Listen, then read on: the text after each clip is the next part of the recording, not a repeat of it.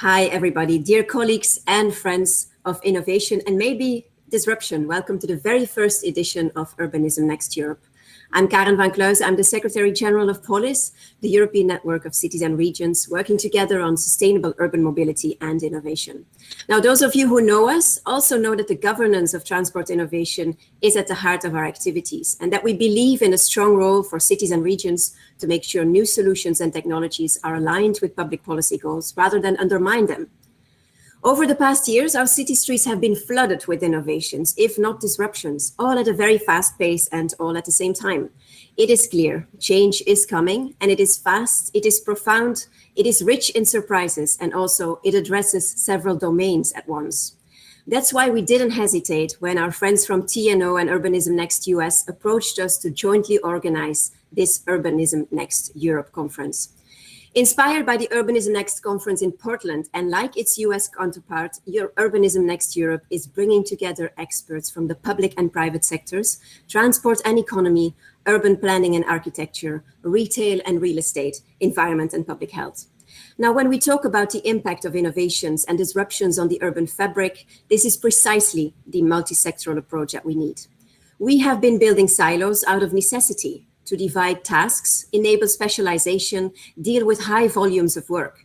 We have specific policies, specific regulations, specific organizations, but the fact remains urban life is complex and connected. And for meaningful and positive change to happen, we need to understand those connections.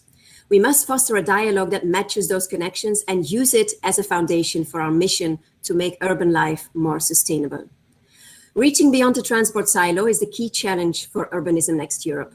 And for that, we proudly bring to you a truly interdisciplinary conference for stakeholders shaping the future of our cities. We're therefore very happy to welcome almost 500 participants for this first edition, from all continents and various sectors, public and private, practitioners, researchers, advocates, policymakers, and policy implementers, from transport, urban planning, real estate, retail, and so much more. We have more than 150 speakers for you lined up and sharing their insights in 2 plenaries as well as more than 30 sessions. And we couldn't have organized this event without the precious support of NUMO, the New Urban Mobility Alliance, the City of Rotterdam, and the Ministry of Infrastructure and Water Management of the Netherlands, who stuck with us when we had to shift from 2020 to 2021 and from going online instead of to the beautiful city of Rotterdam. How we would have loved to be the next big thing after Eurovision 2021, and not only have a top-notch conference program with the finest of speakers for you, but also a surely disruptive karaoke night featuring the best Eurovision has brought to us.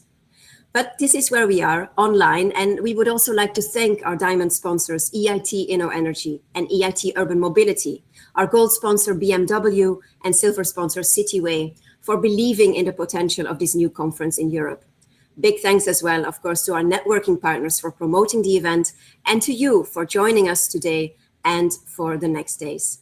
Now, before we really get started, let me share the unavoidable housekeeping rules with you.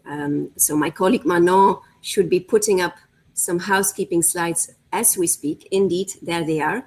So you can make use of the chat function to write your comments, and you can also submit any answers in polls that you might be coming across in any of the sessions during this conference.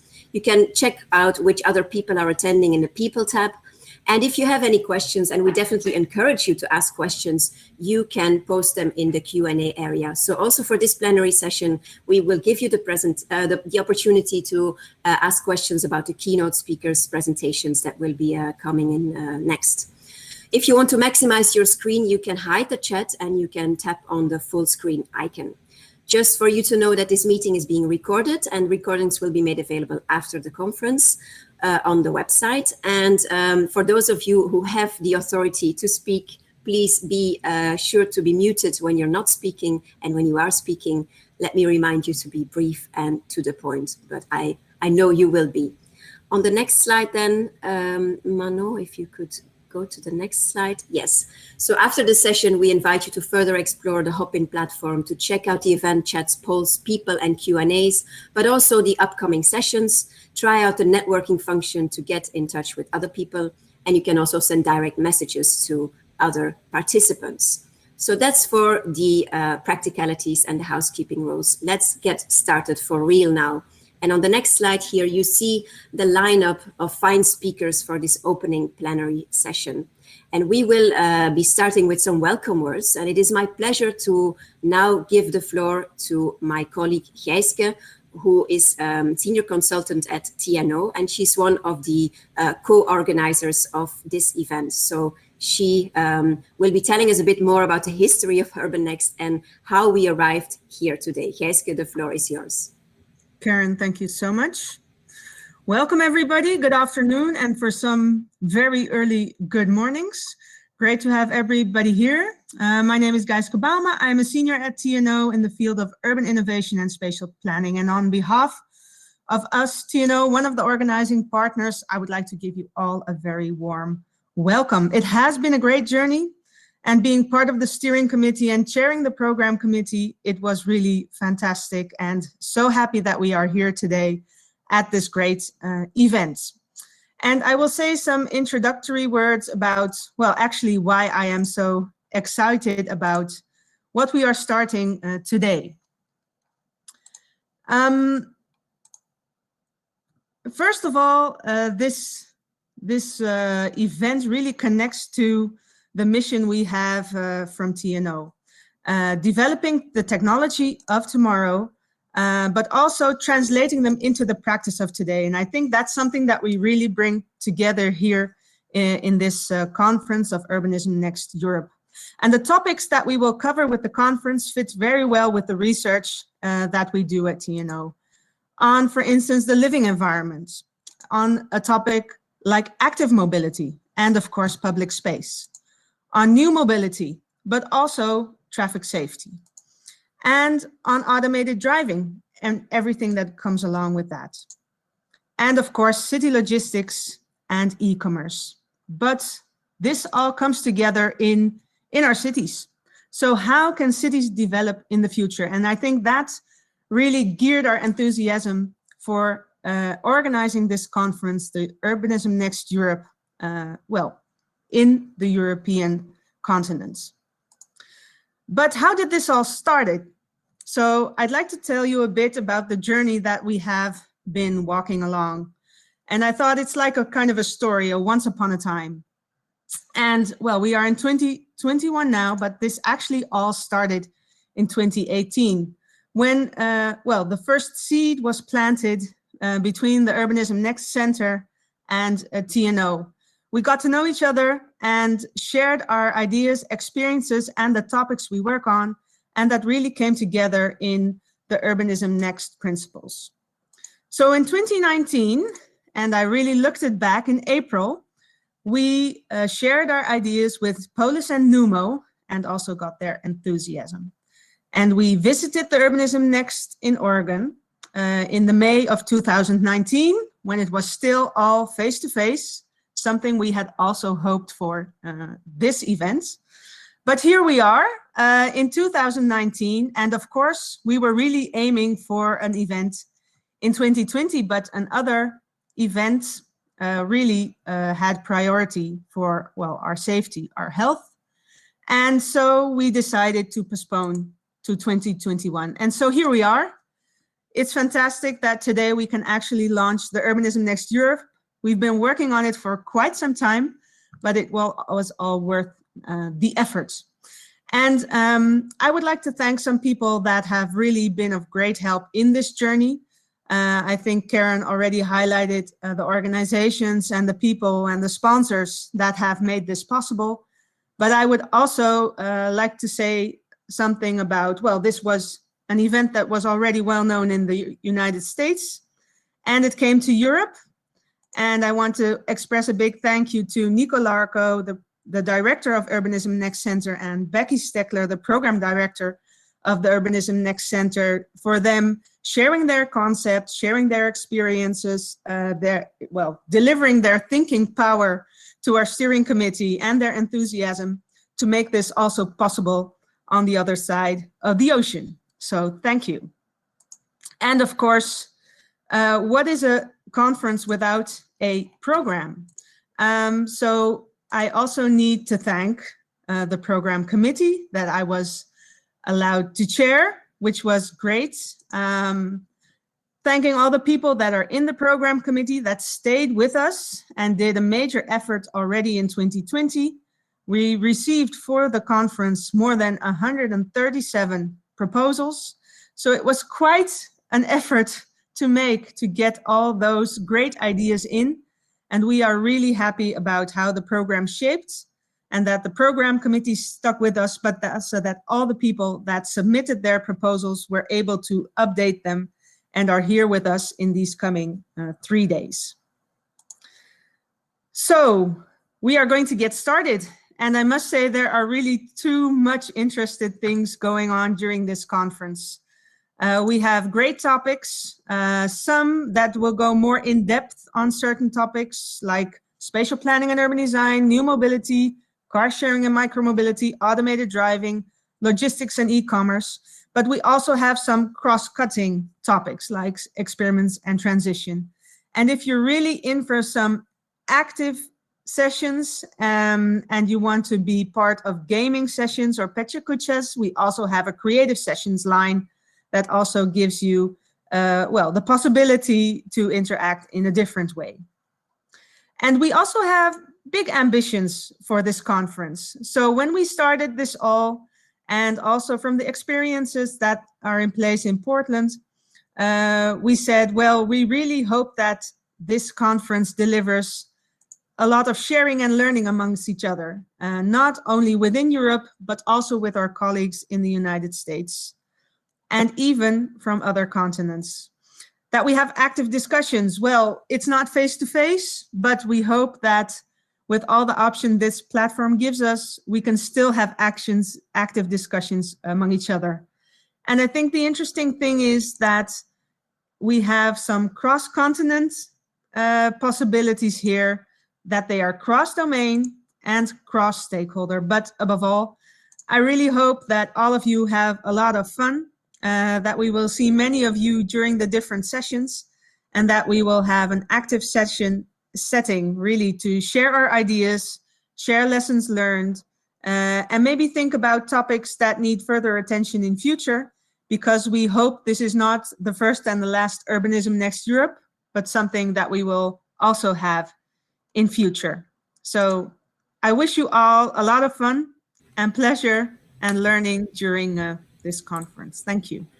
Thank you so much, Geiske, and it has been a great adventure indeed to prepare this conference within a challenging context, but it's been a pleasure to work with you, and we, of course, will continue to work together, and let's survive this conference, first of all. Exactly. So, as said by myself before, as well as Geiske, in a parallel COVID-free universe, we would have welcomed you in the city of Rotterdam, and even though this isn't the case, Rotterdam will still very much be with us throughout this event as our virtual host.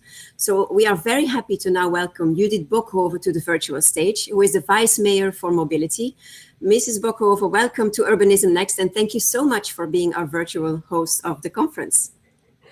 Yeah, thank you very much, Karen, and also for this initiative. This is very special for us, and we just hosted, you told about it, the Eurovision Song Festival, but now we are hosting online, but you are always very welcome to visit our city, and I know you did already, and you will do in future, but also the participants of this meeting, and only to see the dancing traffic lights, they are still here, and they will be here for a few years, I think, but also for the projects we already started or finished in redesigning our city. We can confirm indeed that it is a lovely city. We've visited it many times. We've had a POLIS conference in Rotterdam as well. So we know you can also very well organize real conferences. And you've been the POLIS president, so you are a very active member of our network. And we saw about the dancing traffic lights, and we've been sharing it widely on social media. It was so nice. One of the many great things you are doing in your city. But so this conference is about change in cities, and you're also changing things in Rotterdam when it comes to mobility, for example. So how important is this for the city, and where can we see these changes the day that we come to your city again? Yeah, I hope you can see it everywhere. Just the slides well, we have the next slide already, but we don't do that by ourselves. We are the residents of Rotterdam, some residents of Rotterdam, they are really helpful. This is a picture taken by at the time that we started a mobility challenge. This our residents, they really wanted change in their street, and they wanted to use their car less and to create more space for green. And they were very happy. And 4 months after, it was a very successful mobility challenge. So I really want to thank also our inhabitants. But well, and now please the next slide.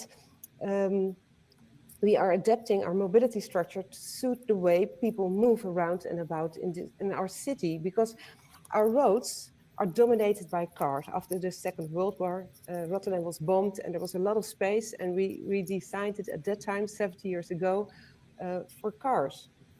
That it's really hard to make a change to a more healthy city, but we are doing it, and we are started already.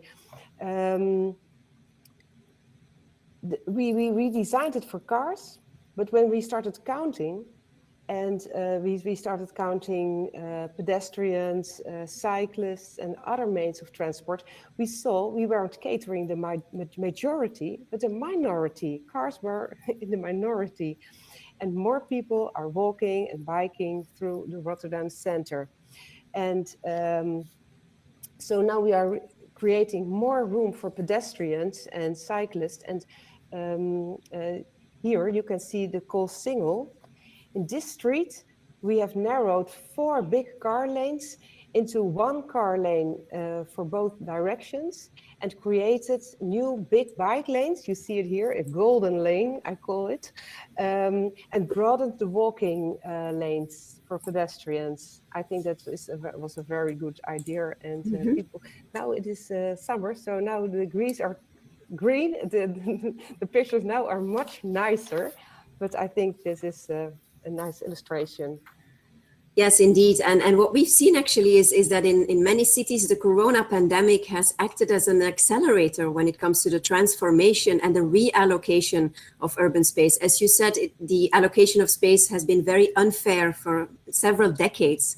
And even though in the Netherlands, you are known as a car-centric or car-oriented city, actually, from a European or global perspective, I think Rotterdam is still doing very well when it comes to space allocation. But has COVID-19 been even more of an accelerator for Rotterdam as well in terms of reallocating that space? And if so, did you also encounter any barriers or obstacles along the way? Yes, of course. During the first lockdown, we saw a decrease in car usage by 45%, and people started to walk and bike even more. It's more healthy, and also the clean air was very helpful. And we also noticed that people rediscovered all the green spots nearby. It was very important for them. And we created also new green spots. In this picture, you see the Kruiskade. It is a crossing, a big crossing for cars, and we closed it. And we gave space to pedestrians, bikers, and passengers. Also, they could rest even for a while. It was very nice. And we estimate that working from home will be here to stay. So we wish to create more of these green spaces within our city center. And on 7 big traffic spots, we want to create more space for pedestrians and make more room for nature as well. And because people really need trees and the ability to enjoy local nature nearby. And this is a small picture of the Hoogstraat. And the city board, it was no problem to convince them anymore, because after taking this picture, we gave everyone a small beer. So the city board was convinced, but there are really obstacles. And a lot of people don't like to change. I like to change, a lot of people like to change, but not everyone. And we also have to convince that some people want to go back to the way things were, and some groups are also they have a kind of fear. Traditional shop owners, they are sometimes still attached to the idea that you should have enough car capacity to ensure customers coming in.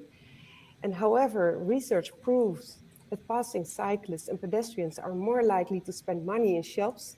They prefer cars, and we really, I think we need time, and we have to show the benefits for everybody on welfare, on health, on I think also the economic aspects of that change. And I hope then we can convince everybody. Mm-hmm. I think everybody in this virtual room for sure is convinced, and I think we all agree that we definitely shouldn't be going back to the way things were, but try to build back better, as everybody has been saying. So if we would look ahead, what are your ambitions for the future, and what would you like to achieve in the coming years in Rotterdam?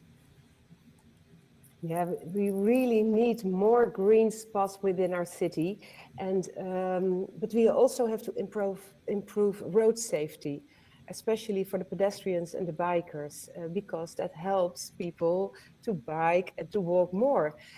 Cars should adapt their riding style to the fact that pedestrians, school nearby, and people recreating around also are so vulnerable. So we have to lower the speed limits in the city center. And I think this picture is also a very nice example. This is our Hofplein. It is, you can see our nice big fountain, and supporters of our football club Feyenoord, they are famous by celebrate a championship by jumping into it. But at this moment, the Hofplein is very busy, traffic roundabout. Every hour, thousands of cars rush by at great speed. And it is separated from the sidewalk by 4 car lanes on every side. And in the future, this is a picture of the future, we are already started with redesigning it. And in the future, this Hofplein will facilitate traffic with a destination nearby, but all other traffic will be discouraged, and it will become a place to dwell, to enjoy the buzz of the city, as well as the larger green spaces. And I think this is one very nice example of how redesigning helps to create more green space, but also to lower the speed, reduce the speed limit. And reducing the speed limits can really be a lifesaver, and not only because of improved road safety, but also it will improve the local air quality. And a good public transport system helps us with that as well, of course. Thank you, Vice Mayor Bokhove. This is really what we want our cities to look like indeed in the future. So really congratulations also with the urban transformation pathway that you have chosen for Rotterdam. And these, as well as many other innovations, will be featured in the Rotterdam Make It Happen lunch sessions during this conference. So I'm encouraging all participants to check them out in the program. They're really not to be missed, and they will definitely boost your appetite. So thank you for joining us, and keep up the good work, I would say. Thank you. So now let's set the scene for what we will be serving you and what we will be talking about in the next 2.5 days. And who could better do that than the very father of Urbanism Next, who is so committed to the cause that he is joining us from Portland, Oregon at 5 a.m. local time. And the good thing about online events is that he may very well be joining us in his PJs without us even noticing. Ladies and gentlemen, I'm talking about Nico Larco, who's professor of urbanism and urban design at the University of Oregon, director of the Urbanism Next Center, and organizer of the Urbanism Next US conference. Nico, I'm handing you a very strong virtual POLIS coffee, and then you should be all set to enlighten us on how better understanding the impacts of innovations and disruptions will help us shape the future of our cities. The floor is yours. Thank you so much, Karen. It is so exciting to be here. As Karen mentioned, my name is Nico Larco. I'm so happy to be welcoming everyone to this Urbanism Next Europe conference. Thrilled to be launching the conference finally. As Geiske had mentioned, we've been working on this for more than 2 years, and we're, as much of the world, disrupted by COVID. So sorry not to be in person, but I'm looking forward to that in future years. So thank you all for coming. I've been asked to give a little bit of context of what Urbanism Next is and what this approach and the theme of the conference is. So as was mentioned, I'm the director of a center here at the University of Oregon named the Urbanism Next Center, where we look at these topics. I'm also a professor here of architecture and urban design. And Urbanism Next was born about 5 years ago when we started thinking about some of these disruptions that were coming. So as we think about Urbanism Next Europe 2021, as was mentioned, it's not the first moment of this. So while it's the first time that we're doing the conference in Europe, it's actually the 5th time that we're doing an Urbanism Next conference overall. It comes from the lineage of these last 4 years. The last one was in the United States. We'll say hosted here in the United States, but virtual. It happened in March, and we invite you to see some of those presentations that we have online. But the idea of the conference was really, as we started to look at the disruptions that were happening in the country and in the world, was trying to find a way where we could bring people together from different disciplines, different sectors, public and private, academic, all design, real estate, development, transportation, all these different pieces together to share, to study, and to discuss the impacts of emerging technology on cities. And that is what we want to do today. So Urbanism Next. As I mentioned, we really started looking at these emerging technologies and trying to get our arms around the impacts they were having and might continue to have. So the main things that we look at in Urbanism Next are things like new mobility, like transportation network companies, microtransit, scooters, bike share, mobility as a service, all these types of ideas, autonomous vehicles or self-driving cars, and e-commerce and goods delivery. So these were the 3 big pieces that we saw about 5 years ago. And as we started to look at that, these large disruptions that were coming in cities, we said, well, we really need to understand what these disruptions are themselves, what they're going to be, how they're going to understand their cascading impacts, and how do we shape outcomes. So we really want to control the deployment of these technologies and the outcomes so that we're leveraging these innovations and not being victims of them. We often say, like, imagine if we could have had some foresight of what the automobile would become before it had arrived in full force. It would have saved us from a whole lot of the pitfalls that we're still today trying to get out from under. So that is the moment that we're living in right now. That is the opportunity that we see, and that is really a lot of the impetus behind Urbanism Next. This last year, we added one other disruption to all of this, which is COVID-19. So we've really been adding the idea of thinking about how COVID, and you'll see that throughout the conference in these next few days as well, how COVID disruption is intertwining with these other disruptions. Are things like work from home, shifts to where people live, how we get goods, right? How is that accelerating or decelerating new mobility in AVs, and particularly e-commerce, where in the US, we saw about 6 to 7 years of growth in the last 14 months. It's just been a tremendous amount of growth in e-commerce, and we don't see that going away. So really large questions as to what the long-term effects of all this might be. So one of the things that really defines and distinguishes Urbanism Next, both the work that we do and the conferences that we've been running in this conference here today, is that we're not so much focused on the technologies or the disruptions themselves, but instead really focused on that thing below that, the impacts that it has on cities and communities. So how will new mobility, AVs, e-commerce change the design and development of cities? How are we going to live? Where are we going to spend our time? And you can see from the speakers and sessions we have at this conference that is really the focus, right? These, we'll say, cascading impacts. At the Urbanism Next Center, we think of these things in these main categories of land use, impacts on land use, urban design, building design, transportation, and real estate. And what we've done is we've organized a lot of the work that we do around what we call the Urbanism Next framework. And you can download this at urbanismnext.org. But what we do is we look at, as I'd mentioned before, these what we call the forces of change: new mobility, AVs, e-commerce, urban delivery, and now COVID-19. We look at these main areas of impact, multi-level cascading impacts. And then we also look at, importantly, the implications. How are these going to affect equity, health, the environment, and the economy. And this is really the why behind all of this. These are the things that we want to affect. We want to create better futures, both for ourselves and for our children. So we're really looking at things like where should we develop, or where will we be developing in this near and maybe slightly more distant future? What will we develop?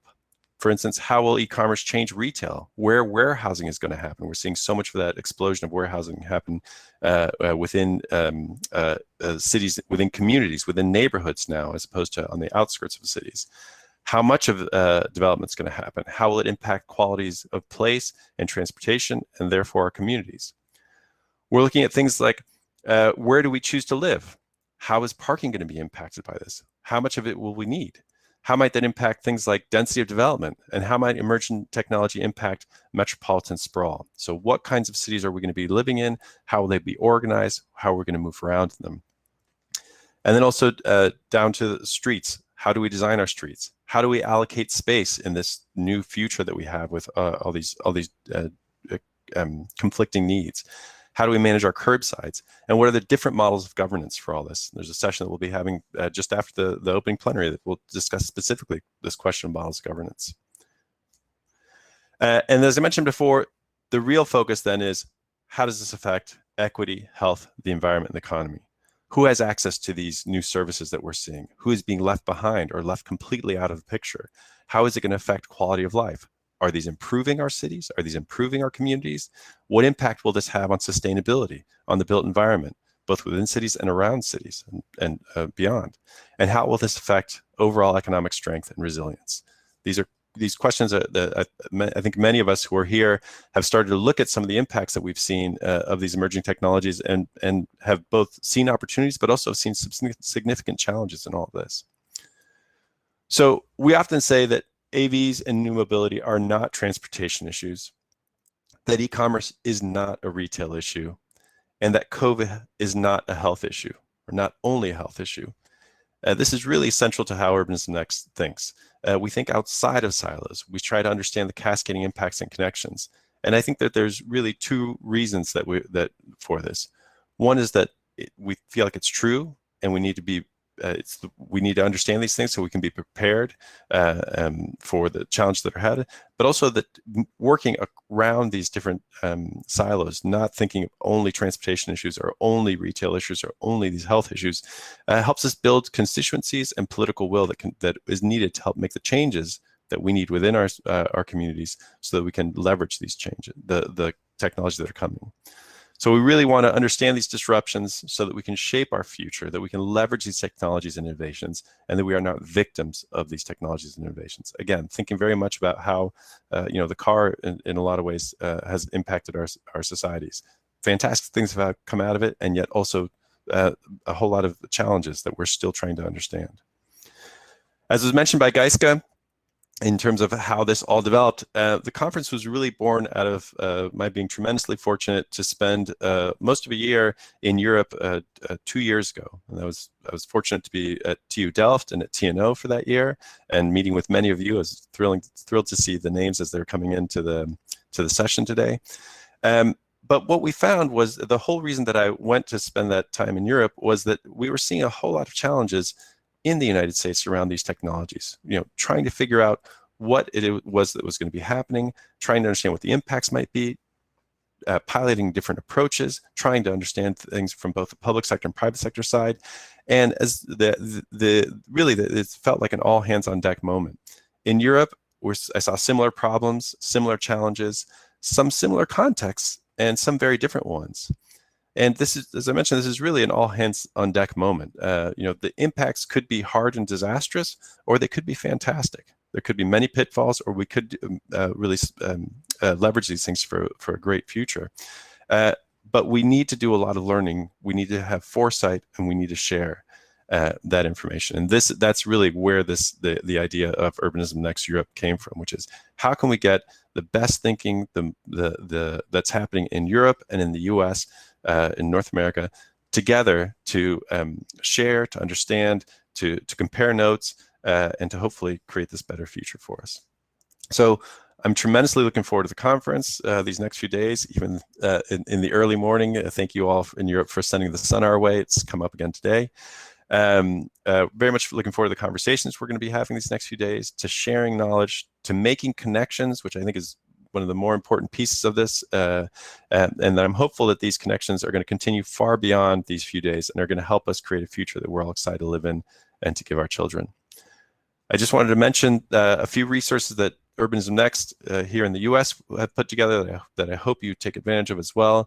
If you go to urbanismnext.org, we've developed something called the Nexus, which is a one-stop location for understanding all the things that we're talking about here, what the technologies and innovations are, the potential impacts, all organized around the Urbanism Next framework, those broad implications, equity, health, the environment, and the economy, and then what you can do about it, organized around ideas of governance and design. Thrilled with the amount we've seen this site being used this year, and we hope that you can continue to use it. A great place to understand ideas outside of any silos that you might be working in, but also to share that knowledge with people who are either new to these topics, trying to get especially elected officials and communities to get up to speed. So please do use that resource, and we're really thrilled to have developed it in collaboration with NUMO. I also invite you to Urbanism Next to look at many of the reports that we've done. The Knight Foundation, working with the Knight Foundation, we've developed equity frameworks and tools and levers with AARP and RAND, a lot of issues around how new mobility and AVs will impact older adults. We have 2 reports on COVID-19 impacts. A pilot playbook looks at the range of pilots and best practices, and Future of Public Space and Placemaking, how new mobility and AVs are really impacting public space. So with that, I want to again welcome you to the conference. I want to give a deep thanks to POLIS, to NUMO, to TNO, to ENV, the Ministry of Transport and Water Management in the Netherlands, and to the City of Rotterdam, and to all of our sponsors. I am tremendously looking forward to these next 3 days, to the work that's going to be presented, but also to the conversations that I'm really hoping that we have. And with that, I will pass it back to Karen.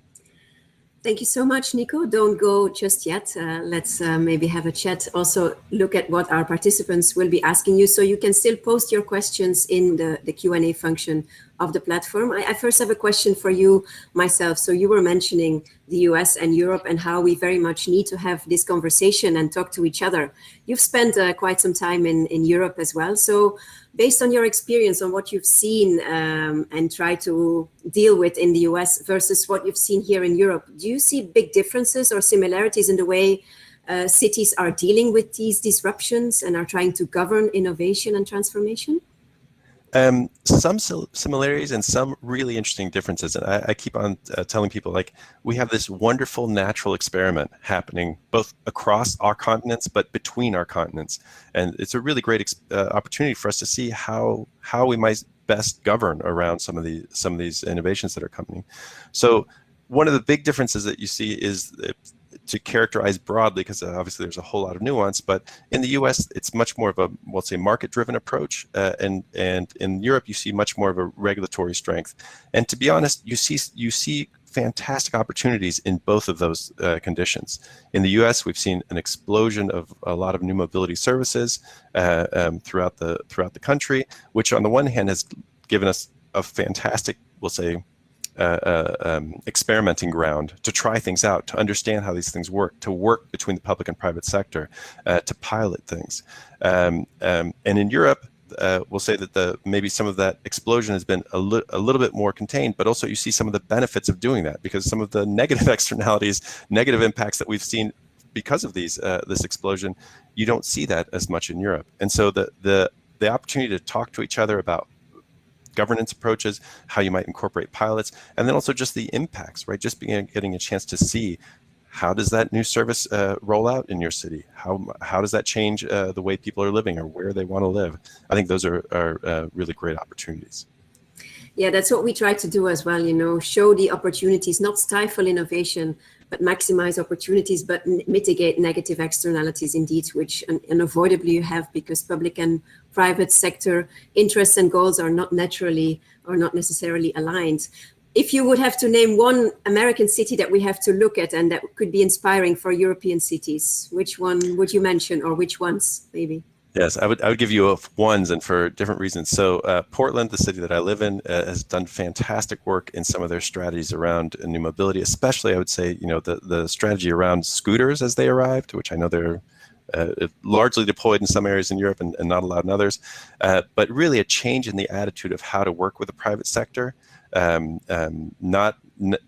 not trying to micromanage every piece of this, but instead developing some key outcomes that you're looking for, and then working with the private sector to let them figure out how to achieve those pieces, right? So a real shift compared to what we're doing with the TNCs. Los Angeles is doing fantastic work around trying to coordinate almost like the entire mass ecosystem. The LADOT is doing great work around that and really innovative. We're actually going to be hearing from Salida later in the week. Areas like Washington, D.C. is doing fantastic work around curbside management issues. New York City doing really interesting work around curbside management issues. So a whole lot of innovation happening all over the continent, and we're going to be hearing from many of these people in the next few days. I'm very excited at the number of people from the U.S. that we've brought to the conference. Thank you, Nico. We have a question from the audience, or from the next speaker, if you will, Philippe Crist. So he mentions the fact that you were talking about understanding the future, but what can you say about planning for a future that isn't known? How can we govern under deep uncertainty? That is a fantastic question, and one that we've been talking a whole lot about the last 4 and 5 years.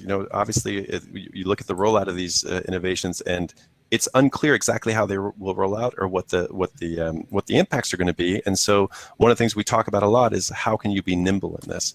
Well, that was a conversation that we've had for the last 4 and 5 years, and that has become very clear to everyone in the last year, right? With COVID, one of the things that I think has been really clear, a message that we've given all the time, and especially in this last year, is that when everything is changing, continuing with the status quo is in itself a risk. And so the idea that we cannot continue to work the way that we've been working, but then how do we work in a way that's really nimble?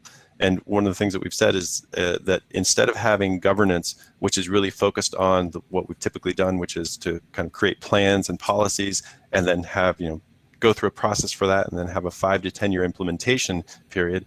5 to 10 years seems ridiculous right now. I mean, obviously with COVID, who would have guessed that we'd be here, just a few years ago? So instead, we kind of need news cycles where we think instead of just plan and implement, what we do is we plan really with a focus on longer term goals. We pilot, we evaluate how that pilot has gone, and then we pivot and repeat that cycle. And then again, pilot, evaluate, pivot, pilot, evaluate, pivot. So instead of having kind of these set and we'll say a little bit inflexible ways of working, what we really need to do is find ways that we're testing things all the time, finding continuous, like real-time feedback from these things, being very clear in communication with our communities, with our stakeholders, and then pivoting and adapting to the future that comes at us. This, I think, is true for all these pieces of new mobility and e-commerce, and is definitely true in the world that we live in now with COVID. Pilot, evaluate, pivot. Nice. And become more agile overall, indeed. There's another question that came in. How are the American people motivated when it comes to sustainability issues? We need change, but are we also prepared to invest and maybe pay more to get that sustainable city that we're aiming for? So I'll be really clear to not speak for all of the American people at the moment.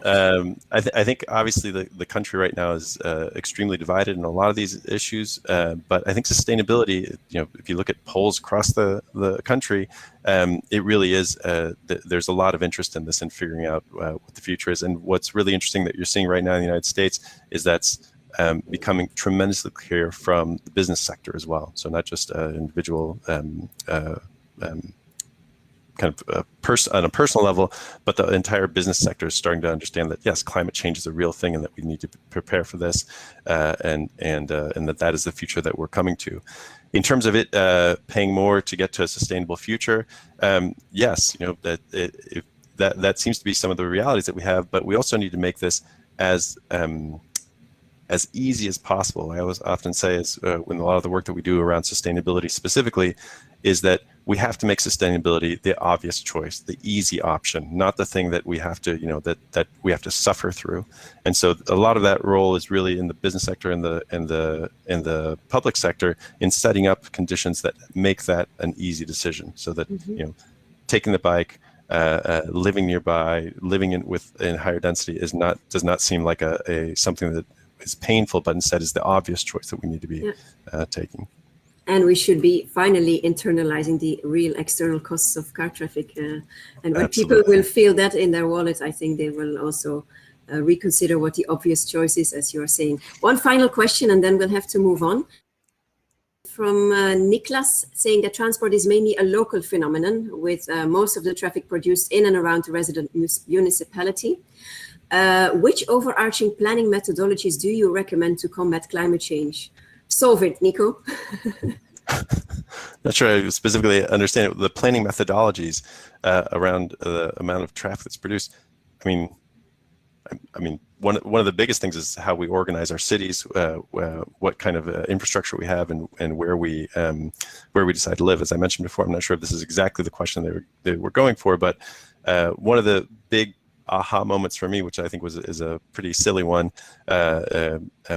given the history of the background I have, but it was being in Europe and just really understanding that so much of the work that we do in the US is really trying to put a Band-Aid on a lack of density. That dense development seems to do so much for us in so many ways. Compact development does so much for us in so many ways. And so, related to the themes of the conference, one of the questions we have is, how are some of the technologies, innovations that we're seeing from the transportation side, from the retail side, COVID, how is that going to affect where people want to live and how people live, and how will it affect compact development and dense development? If I didn't answer that correctly, I'm gonna chalk it up to that I've been up since 4 o'clock this morning. So sorry, Absolutely. I apologize, Nicholas. And we respect you for that, and we give you the official permission to have a power nap this afternoon during working hours. So thanks a lot, Nico, for joining us so early, and see you later throughout the different sessions in the conference.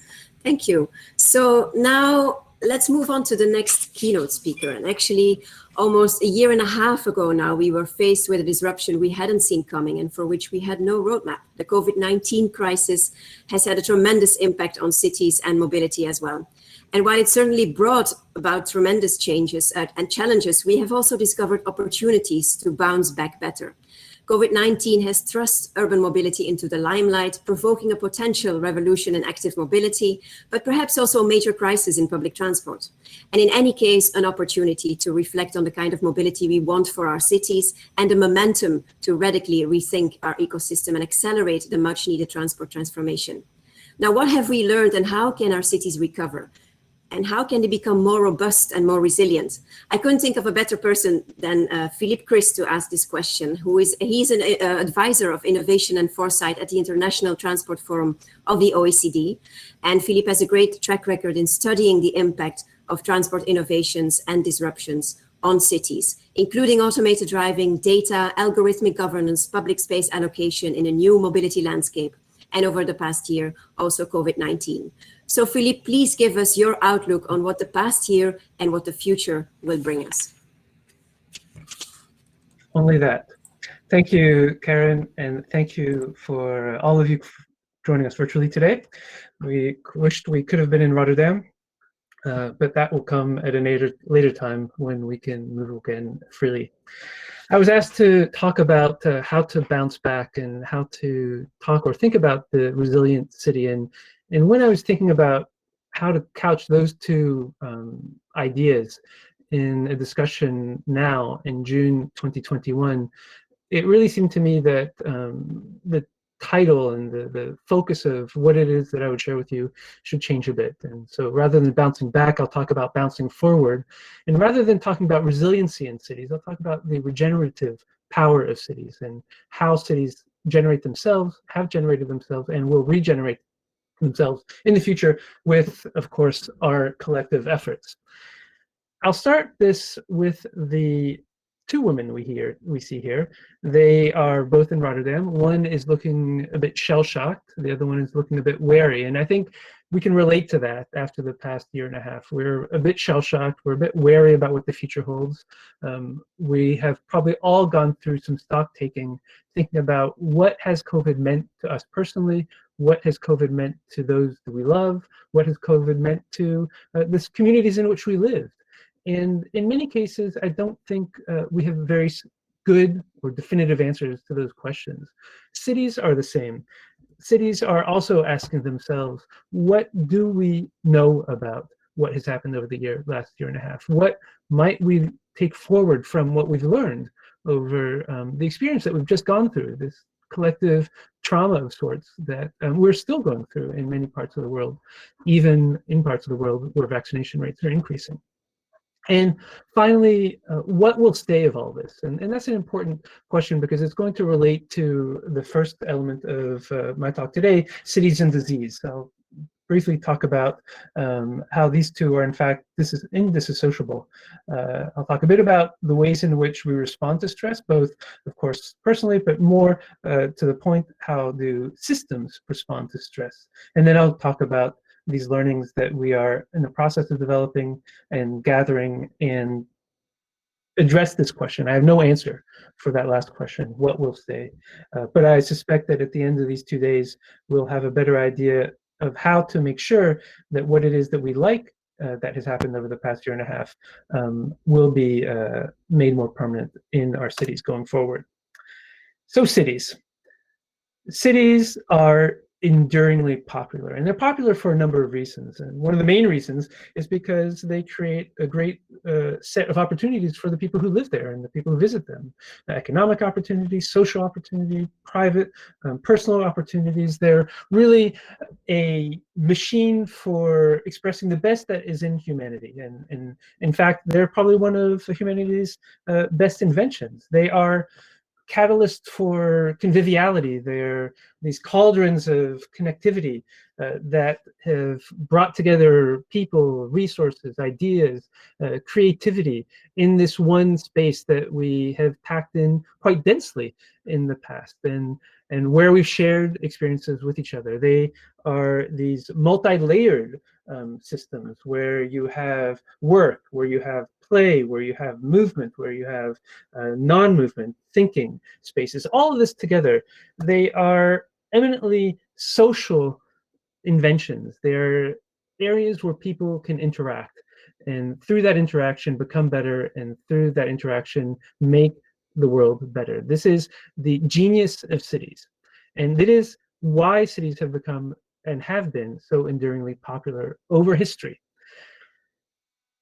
But this social element of cities, this collective experience that we're able to have when we're living together, is something that is not always there. And there is this on and off switch in history where, mainly due to disease, we have had to rethink, collectively rethink, what do we do in cities? How do we interact in cities? And how do we make sure that cities themselves can continue to be all that we've taken from them in the past? This kind of reset, this big reset, is something that we're going through right now. That big red button, if you will, that keeps getting hit over and over through the millennia has been hit again back in February and March of 2020 with the arrival of COVID that emptied our streets, that created a real pause in the way in which we were experiencing cities and experiencing our own lives. That is not something that is unusual in history. Cities and disease have always gone together. In fact, as popular as cities have been historically, they've also been quite deadly historically, up until quite recently. And that's something to keep in mind, because there is this link between disease and this link between pandemics and cities that is visible even in the urban fabric that we so much appreciate today.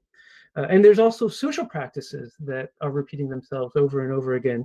In the 1350s, Giovanni Boccaccio wrote the Decameron about a group of Florentine youngsters, young people from Florence, let's call them hipsters of the day, who, escaping from the plague, regrouped themselves, to quarantine themselves, to isolate themselves in a villa, and to tell each other stories every day. That was the basis of the Decameron. Of course, they didn't have Netflix at the time, but this kind of experience of reacting to disease and finding some kind of way of coping with disease is something that has been a permanent feature of humanity ever since we started moving into cities.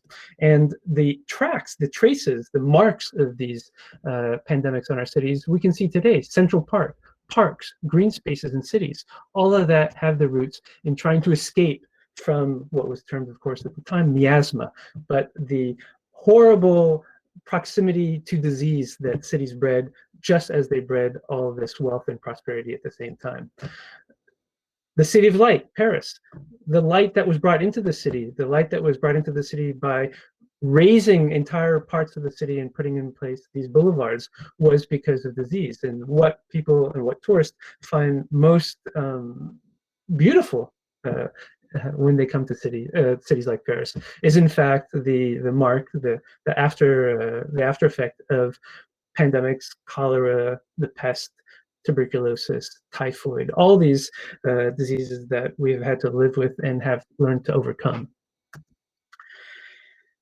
How do cities respond, or how do cities or systems like cities act when they are put under stress?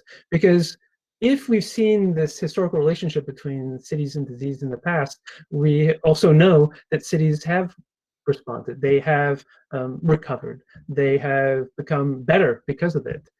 And so I'd like to talk very briefly, before I go into some of the teachings or some of the things that we can take from our collective experience over the last year and a half, on stress response systems. Broadly speaking, there are three ways in which systems react to stress, or are even designed to deal with stress. The first one, and pardon the botanical allegory here, but the first one is you can build a system to resist any kind of stress. Like here, this beech tree.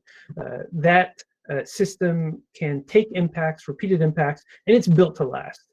Usually these kinds of systems are built with one purpose or with one focus only. They're ready to handle one kind of stress. And when subjected to another type of stress to which they are not robust, they fail, and often fail spectacularly. That's something to keep in mind, because when we think about our cities, when we design a city, and let's take the example of our mobility systems. When we design a mobility system to depend only on one technology, only on one network, only on one way of getting around, when that system no longer functions, then the city is put under extreme pressure, and some of the benefits that we expected from robustness are not delivered. Another way of organizing a system is to be able to absorb a shock, to be able to take that stress, bend, and then bounce back, go back to its original state. That is, in fact, the definition of resilience, to be able to take a shock and then bounce back to its original state. And something along the lines of these bamboo trees. When under a strong wind, they'll bend down, and then once the wind is gone, they'll bounce back. That is kind of the model that we often have in the back of our mind when we talk about how cities should react to COVID or other stress. They should be able to bounce back to what they were before. But let's be honest, what they were before, what cities were before, what we were before a year and a half ago, there's a lot that we can improve on in there. We have a climate emergency. We have revealed even more the inequitability of the way in which we organize our cities. We know that there are populations that were not served well by the different housing, transport options that some benefit from in cities, and we can do better. So bouncing back maybe isn't enough. Bouncing forward maybe is a better way to think about it. But I'd like to introduce this last thought when we talk about how systems function under stress, and that is regenerative systems. And here we're no longer talking about trees, we're no longer talking about bamboo groves, we're talking about something quite lowly, the climbing ivy. What's interesting about climbing ivy is that it grows and grows fast. As soon as it hits an obstacle that is hard to get around, it grows around that. It finds a new path. It recreates its trajectory. It regenerates what it was originally doing and moves into another pathway. That perhaps I find is the best model to think about how cities and how complex systems can and should react to stress, to be regenerative, to not just bounce back, to recreate themselves and restructure themselves so that they can handle the immediate stress they're under and put themselves on a trajectory to avoid that stress in the future. Nicholas Taleb, who wrote The Black Swan, also has a word for this, and he calls this anti-fragility. These are systems that absorb shocks and become stronger because of that. They grow differently because of that. And I think this is a good model for thinking about the way in which we can organize ourselves going forward. So what are we relearning during this pandemic? I'll talk very quickly about four general categories. And I'm not going to tell you what we're learning because I don't think we really have the answers yet. I can only indicate the kinds of things that we should be thinking about as we think about what we're relearning. And these relate to urban form, to urban function, to urban connectivity, and urban governance. Now, starting with urban form, we very quickly saw that the allocation of space that we had made in our cities was not sufficient to deal with the kind of stress and the kind of sanitary requirements that we had to adhere to during the pandemic, and especially during its most acute phases. And so very quickly, we closed off streets, we closed off spaces, we repurposed spaces. We thought about how to very quickly put in place alternative networks for those who were either not taking public transport because they feared it, because they weren't traveling by public transport, or because they were going to different destinations because they were no longer going to work. These kind of reshapings of the cities are something that is one of the things that is probably the most visible impact, at least in city space going forward. But it wasn't just on space for movement that we saw this reshaping. In places like Milan here with the Strade Aperte plan, they, as many other cities did, thought about repurposing space for social space for people to interact outside of their homes, outside of places where they can no longer go, cinemas, shopping centers, etc. And there was a repurposing of public space that went beyond just, of street space rather, that went beyond just that mobility function. So function. There's a lot to be said about here, but I think we learned a lot about how cities function or don't function for different populations. The first thing is that we realized that there are a whole class of people that basically did their work sitting down. And those people pushed electrons, and those people could work anywhere. And they did work anywhere. And in fact, they never went to the office during all this time. I'm one of them.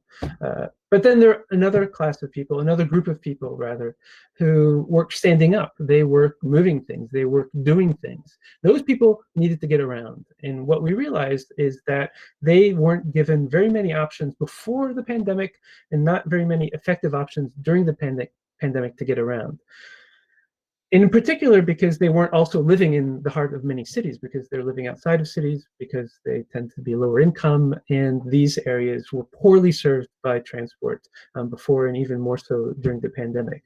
The pandemic revealed that we have this two-strata or multi-strata society, but in a very concrete way, just in the way in which people could interact with the city, and that some people, those who could escape, and those who couldn't, still had to get around and expose themselves to the danger of contracting the virus.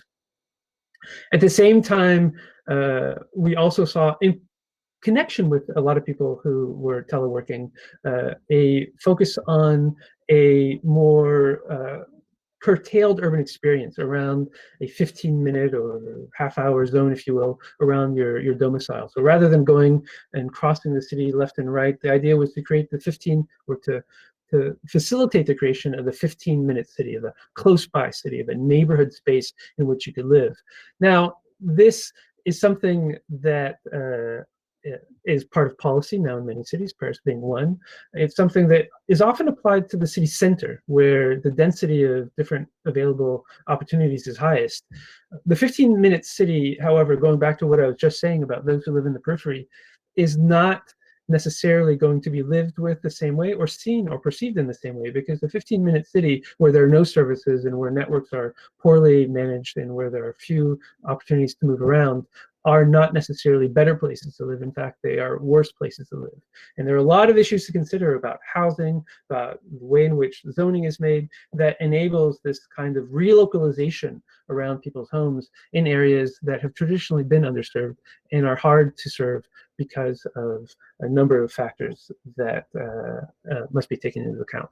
So the relocalization, the delocalization of travel is another way in which the city is changing its function. And the final way is the relationship that we have with all those activities, those third spaces, not the workplace, not the home space, but everything else that we do in cities, especially where we consume, where we buy, where we shop, where we eat, where we recreate. And that is all changing. And what we've seen is the respacing here of a cafe becoming a urban distribution hub in cities.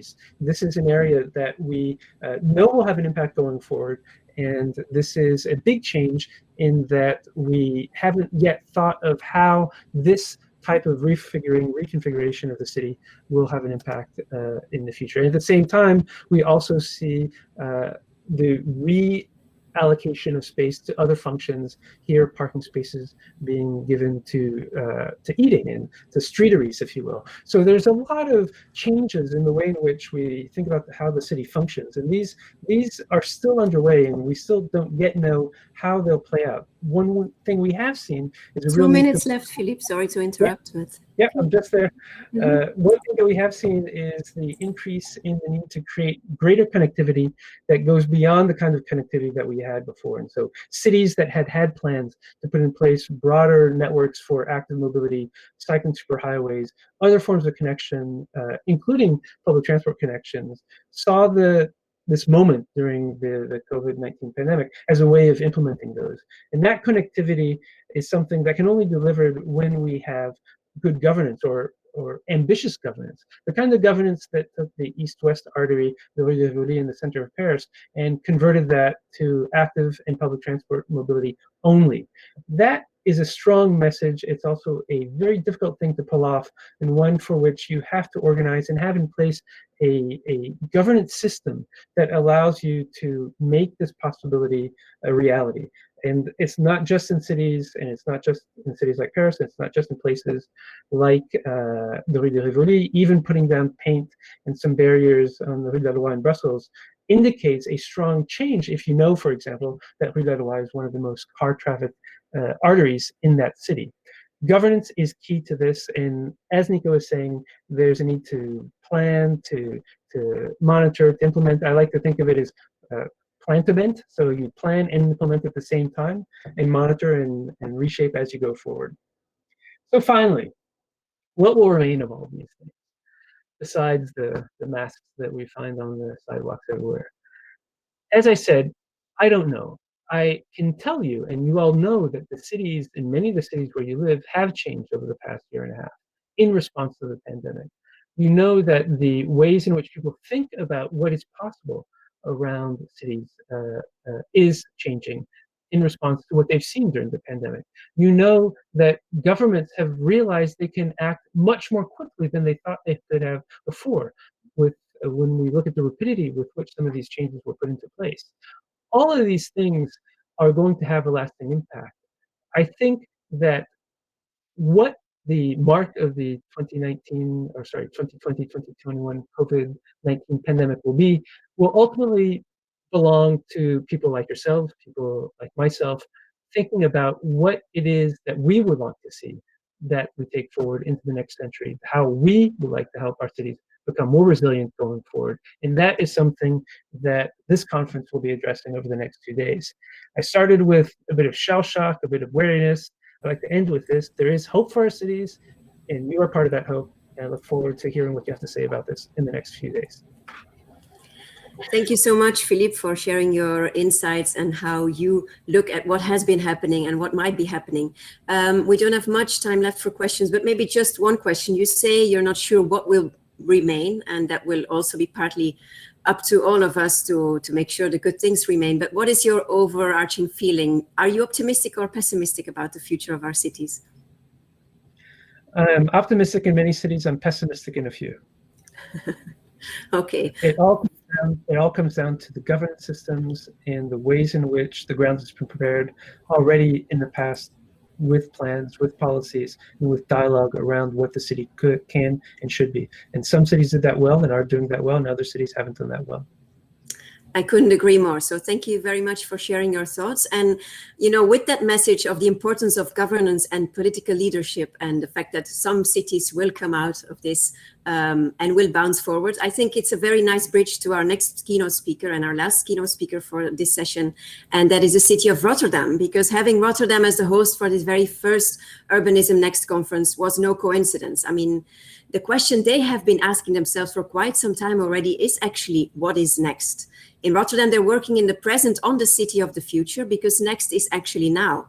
And the Next City project in Rotterdam has been gaining experience with alternative ways of thinking and acting for over 2 years now. The city is learning how to deal with uncertainties that we've been talking about and how to give them a place in the transitions we are facing. How? Well, that's what Marije ten Kate is going to be sharing with us now. She's head urban planner at the city of Rotterdam and one of the main driving forces behind the Next City initiative. Marije, tell us more. Thank you, Karen. Well, the next 15 minutes, I will give you a sneak peek on change. I'll share my screen. Up. Up. This is not working.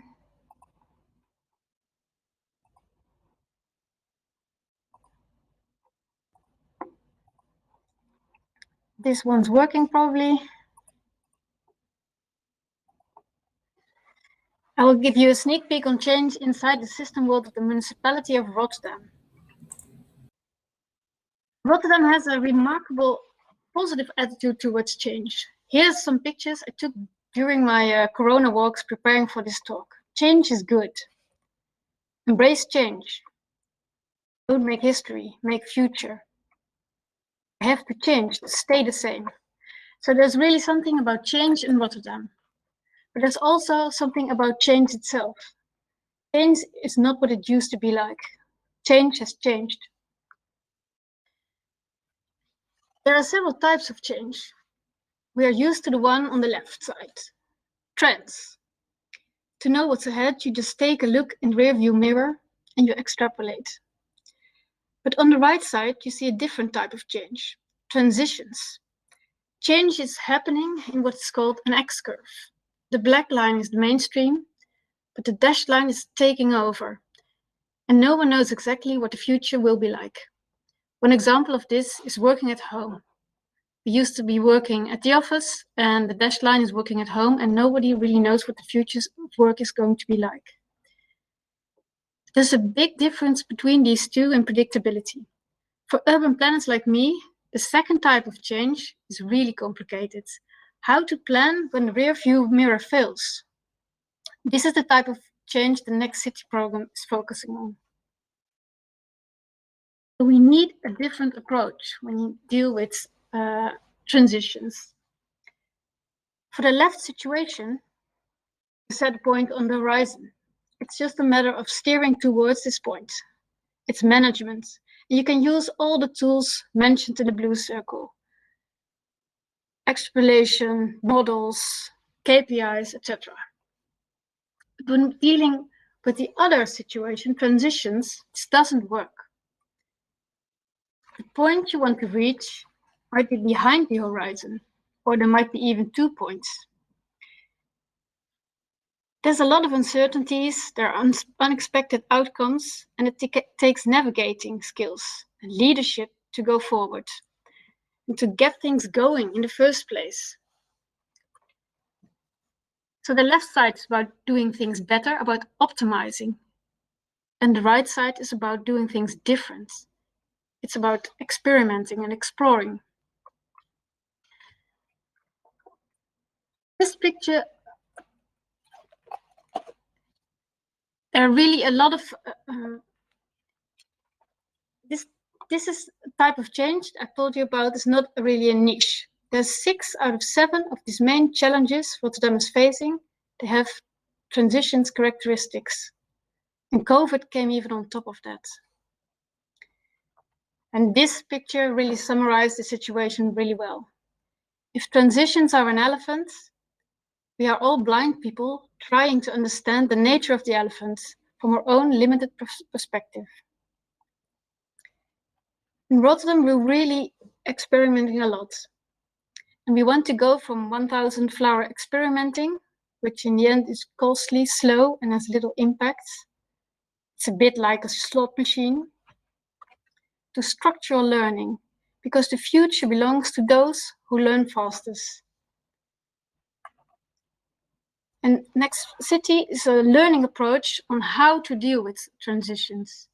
So we don't do the pilots ourselves, but we focus on the how. We want to go from the undertow, the lessons in the pilots, to mainstream. And we developed a quite simple approach to work on transitions, the blue and the yellow line, we call it.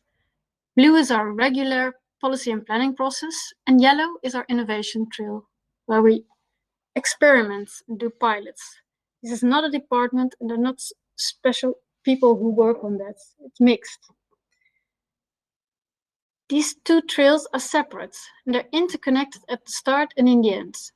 Both are most necessary, but they have their own value. So it's not like blue and yellow makes green.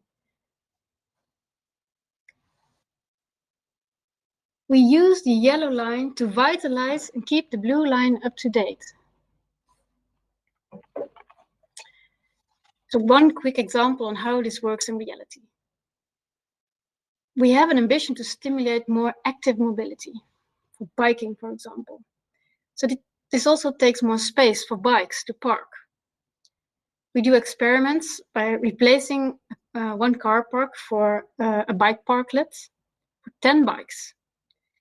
We leave it for 3 months, and if there are no problems, nobody's complaining, the situation is made permanent. And we've been doing it for some time now, and we added 3,000 extra biking parking lots. So we've done a lot of experimenting, and I want to share some lessons. We've made a booklet. If you were interested, you can read more about it. And there's also a lot in our lunchbox sessions. But some things I want to share right now as well. There are no silver bullets. So next working is about networking. It's about collaboration with knowledge institutes, with architects, with the people in the streets. You only know one piece of the puzzle. You have to do it together. Experimenting is a promising way to find new answers, but it is even a better way to learn more about the questions we ask. Because the questions and answers depend on the frame we're in, and that frame is often determined in the blue line. And this makes us also a bit nearsighted. Sometimes even to the point that a successful pilot causes failures elsewhere, but we just don't see because we only look at it from our limited perspective in the blue line. So we need to zoom out. And that's what we did. And we started to see patterns of failure.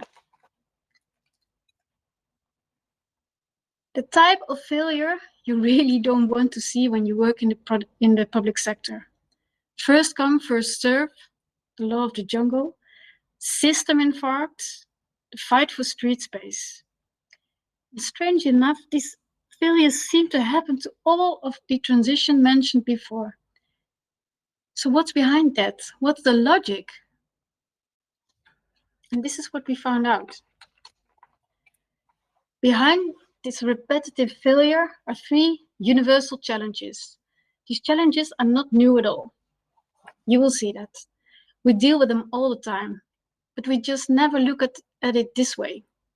We can use these 3 challenges as a lens to filter the chaos of transitions, the next city lens. I'll explain the 3 challenges first. They're almost like different planets with their own stakeholders and their own values. The first one is about distribution challenges. It's about the right use of space in the right time and place. Should we do housing? Should we add jobs? Should we add more green? This is something policymakers and politicians are dealing with. It's about changing viewpoints. It's about negotiating between several interests. It's always about the question, is it a private or public issue? These are some values that are, when you hear talking about distribution challenges, you can hear about equity, access, freedom of choice, affordability. When things go wrong, you will have this first come, first served, the law of the jungle. There are some new distribution challenges coming up. One of them is this: solar parks versus agricultural lands. What's more important? The second challenge is about systems. And systems are really important. There are loads of systems in the city.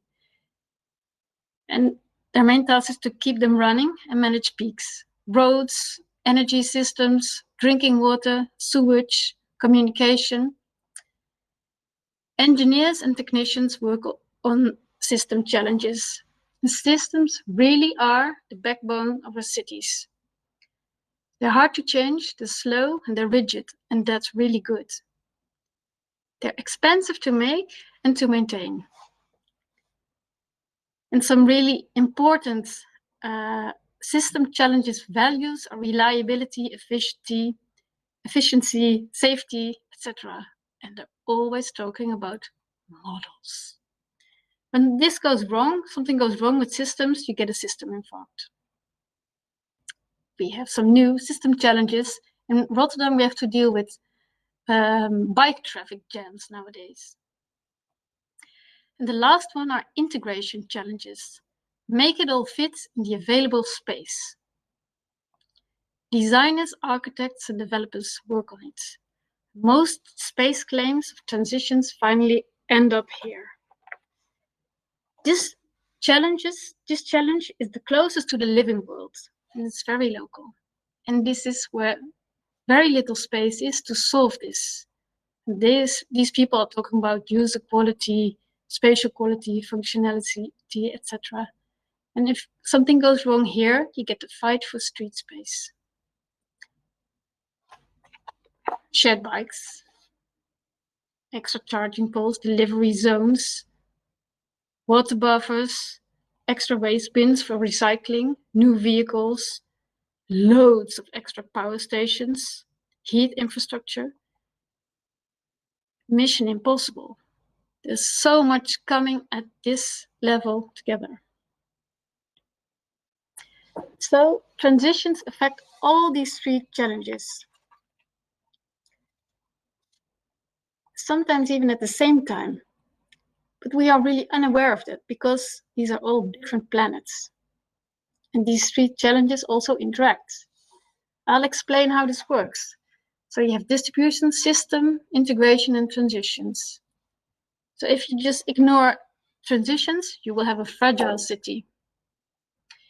If you leave out the integration level, you get the fight for street space. If you forget about the systems, you will have a system infarct. And you don't think enough about distributions, you get first come, first served, the law of the jungle. So you need to think about these all at the same time. And this applies to all the transitions mentioned before. And here I will tell you a bit about an example of the energy transition. So we want to replace fossil fuels.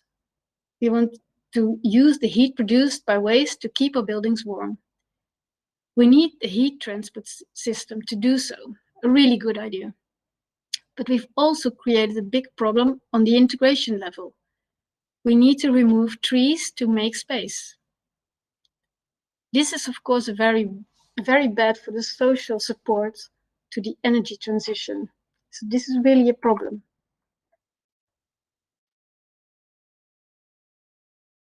Yes. Or when you start with the system, you use the gas infrastructure that's already in place. Oh, this is going too far. Sorry. Or when replacing fossil fuels cars and adding solar parks and windmills. The system might not be able to transport this all and overload. This is already happening. This is a real big concern. And this is the last one. You could start with the system, the gas infrastructure that's already in place in Holland everywhere. You use it for hydrogen transport instead of fossil gases. This is very smart also on the integration level, because little adaptation in the housing is needed. But at the distribution level, it fails. There's not enough hydrogen, and industry has first priority. We're working very hard to get this one solved, but, well, not yet. We did it. So how can the next city lens help? It helps by reframing the question we're working on. It helps identifying blind spots, new issues, and patterns of failure. It helps also enlarging the range of solutions. Learn faster, putting the right issue on the right table and not shoving it all to the integration level. And last but not least, it's offering language to articulate all of the above, creating awareness. And one last slide on the mobility, because this is where it all comes together. If you want to know more, you can go to session 8 tomorrow, where you can see that we're working on all these levels. Distribution level, we pivoted the pyramid of priority from cars first to people first. We're working on the system, lowering the capacity of the system and the speed. And by doing this, we create space on the integration level for other forms of modes of transport, more green, but most of all, space for people. So I hope you learned a bit about the elephant, start to look at it differently. Thank you.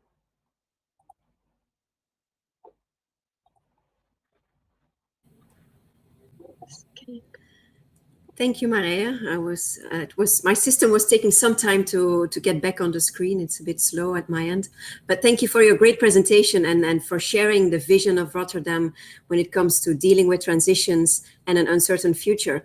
We don't have much time left, but maybe just one question to you. There is this vision, there is this way of looking at things, or new way of looking at things in an integrated way. How does that translate into the daily reality in terms of cooperation across and between the different departments in the city? As I was mentioning at the beginning, even only for organizational purposes, we have different silos. Is it hard to make them work together on an operational level? Takes time, but I think we are starting to manage doing it really well. You can also see it in the lunch sessions on how we're doing that, because that's really necessary. So working through all these silos. And actually, I think silos are really necessary, because there's a lot of knowledge also in these silos. You just need to broaden your view and use this knowledge in a way that it benefits the city. And sometimes we're a bit like this. Mm-hmm. Okay. I think we're doing well. You can see in the sessions we're having that this is working out better and better. Great. So we look forward to hearing more about how it works in your daily practice and daily life. And it's great to have such visionary cities around the table. So thank you, Marije, and we'll see you again throughout the course of the conference.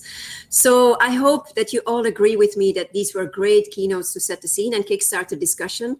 And I also invite you to pick up a copy of our brand new issue of Thinking Cities magazine, which is called The Disrupted City with a question mark, which is dedicated to this conference and where you will find further insights from several speakers and around many of the topics that are on the agenda of this conference. From Rotterdam to Rome, from Madrid to Moscow, the issue covers mobility as a service, automation, micromobility, new HR requirements and skills that we need in our cities, gender equality, and much, much more. So make sure to pick up your copy on the POLIS website. Now, in this opening plenary, we have set the scene, and in the closing plenary on Friday at the same time, we will be discussing leadership for driving the change. And we've heard in this opening plenary already how important that is.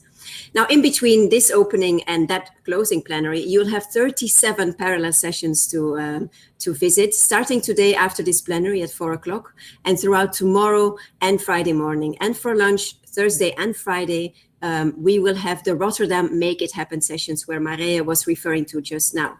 Our wonderful host will be sharing there in an informal setting delicious examples of the great work that is going on in Rotterdam. Some sessions also you would just join for the title alone. Retail, restaurants, real estate, revolution. I like that one. Or necessity, mother of all inventions and pop-ups. Or the new space race, streets that fit us. I think this is all asking for more, and I hope it's also awakening your curiosity.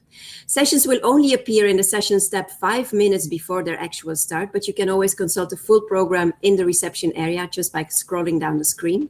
So there's nothing left now for me but to wish you all a great, informative and exciting conference. I'll see you around. Bye.